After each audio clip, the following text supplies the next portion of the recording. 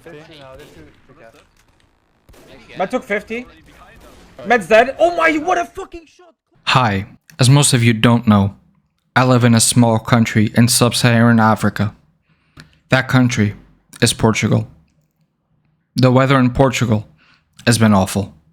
We're talking 40 to 45 Celsius, which translates to around 104 in burger units.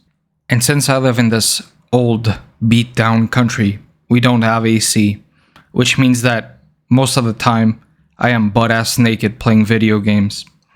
But then a new problem arose.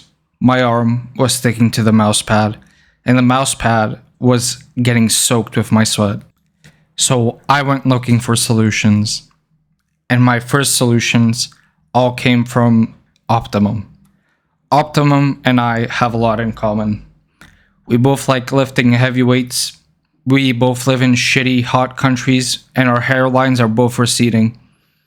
So I figured, if it works for him, it probably works for me. First, I went with the Glaus mouse pad that he uses, and I refunded it within 3 days. But when I bought the mouse pad, I also bought a gaming sleeve, and that's what really stuck with me. The gaming sleeve, as far as I know, is only really talked about in a niche community, that being the aiming community. I looked through the most recent major for CS and I saw a total of 3 players using sleeves. But even outside of the hot, sweaty gaming scenario, there's still a use case for these sleeves. They give you a consistent surface touching the pad always. You know, sometimes you might be wearing a t-shirt, might be wearing different types of shirts, and the contact with the pad might feel different. At least with the sleeve, it's always going to be the same, so it could increase your consistency. But as far as not sticking to the pad went, I'd say it was a 10 out of 10. So then I had to replace my old mouse pad, which was a Hien clone, with enough of my skin to probably create a clone. I've heard a lot about the artisan pads, and usually with products like this, I try not to fall into the hype, because when people praise things so heavily, you tend to create really big expectations and it's easy to get disappointed.